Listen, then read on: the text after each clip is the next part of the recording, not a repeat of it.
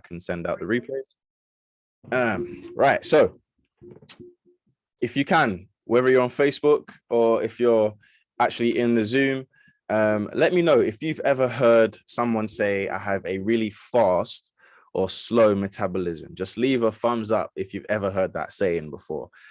I know I've heard it a million times. Oh, I've got a slow metabolism. Oh, I've got a fast metabolism. And I'm sorry to disappoint you, but the reality is that nobody really has a slow or fast metabolism. And I'm going to explain how that is. And this is going to be really important because it's going to break down a lot of the myths that people believe when it comes to training and getting in shape. And when you kind of understand this, it's going to take off some of the shackles and some of the mental barriers that people place on getting in shape. All right. So let's get into it. Let me move some of these things. There we go. Cool. So firstly, we need to understand what the metabolism actually is. It's a three-part system.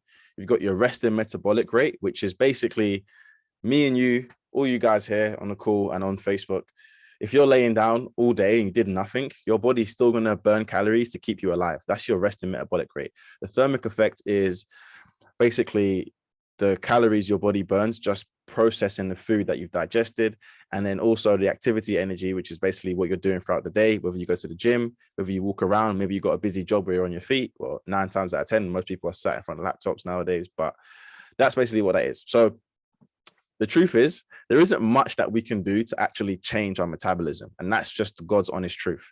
Your resting metabolic rate is determined by your sex or gender, your age, which obviously we can manage our age, but it's determined by your age.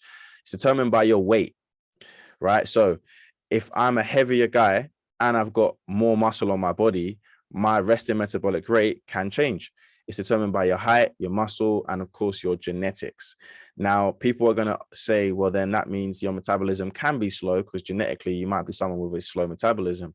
But the reality is that for someone who has the same profile, so for example, if one of you guys here, Benjamin, if Benjamin had a twin brother and you guys had exactly the same genetics, the same muscle, the same height, the difference in metabolism would only be anything from around 200 to 300 calories burnt in a day, whether that's a positive or a negative. So for someone that's almost genetically the same, the calorie difference is actually only about 200 to 300 calories, which is about having like 3 eggs or a Snickers chocolate bar or something like that. So we can't really hack our metabolism, to be honest. It's a bit of an untruth to say someone has a slow or fast metabolism. So what about your thermic effect? So that is what it takes for us to burn, digest and process food, right?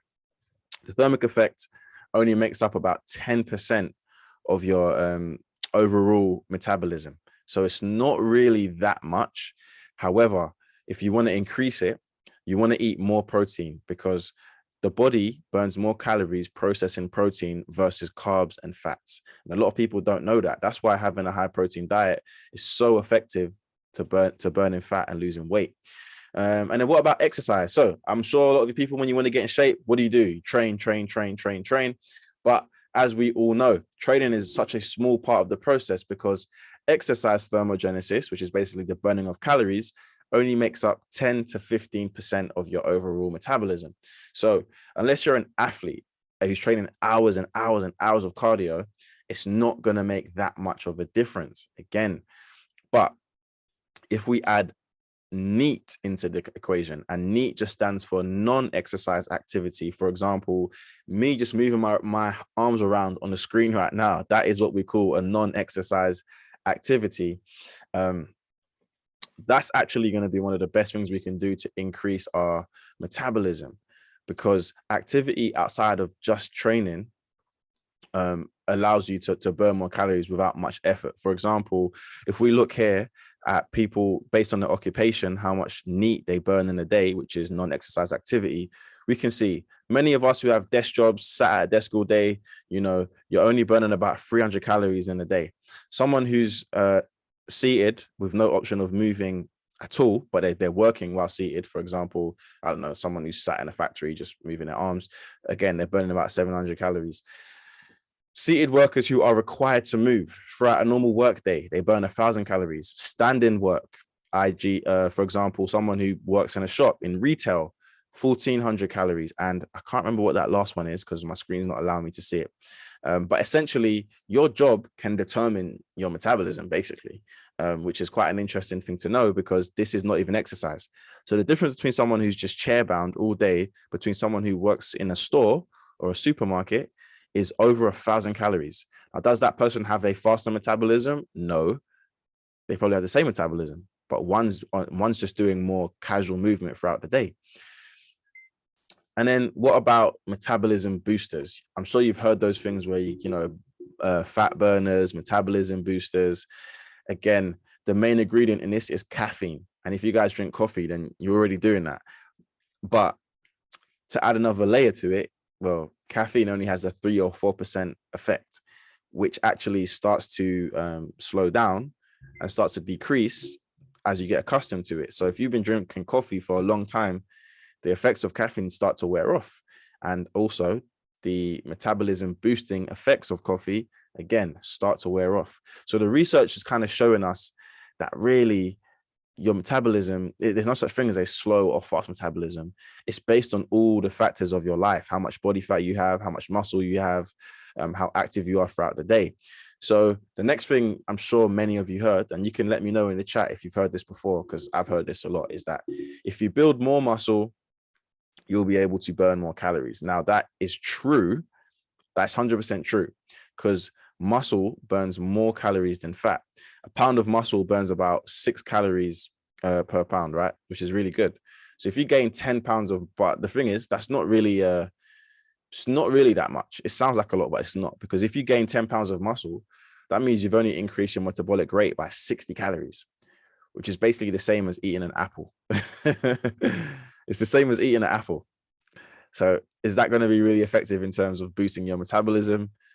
Not really. It will help, but I could have replaced that one apple like that because I love fruit. So the reality is that it doesn't really matter too much. And they did a meta-analysis, which is where they basically study multiple studies, which I always find that quite confusing how they do meta-analysis, but they study multiple studies and they found that, they looked at the effect of 3 different exercises on resting metabolic rate, and doing strength training and cardio was the best way to increase your metabolism or burn more calories is what I'd rather say, because you can't actually increase your metabolism. So it's a bit of a anticlimax to this because you can't actually boost your metabolism. But if you want to increase the amount of calories you burn, then you want to think about improving your overall activity outside of just going to the gym. The main way to do this is actually move more throughout the day. So don't be sat here like me on a laptop all day. Obviously, sometimes your work requires you to be seated 8 hours a day, right? You got an 8-hour work day in front of the laptop, Zoom meetings, work meetings, but you need to find opportunities to walk more, take the stairs, walk the dog, take a walk with your partner. You need to find ways to be more active, household chores, and just doing that is actually going to be way more effective, even more effective than just going to the gym every day, because you need to boost your activity outside of the gym. The gym is only 1 hour session or hour and a half session. What are you doing for the rest of the day?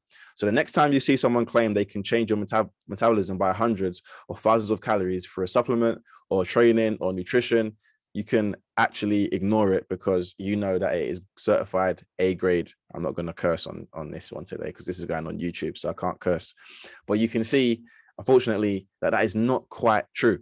Now, some practical steps for you that I think that if you're not employing this already, you should be doing it, especially if your goals are to aim to burn some belly fat. And I don't know if you guys are open to sharing, just drop in a chat here. And if you're on Facebook, drop in the comment section, like, what's your number 1 fitness goal at the moment?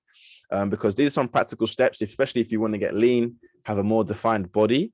The first thing you want to try and do is make sure you're getting some steps in, man. So 7 to 10K steps per day.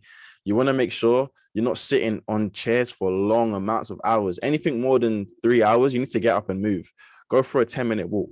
10-minute walk is roughly 1,000 steps. If you was to fit in, okay, nice, drop 30 pounds. Cool, you can do that.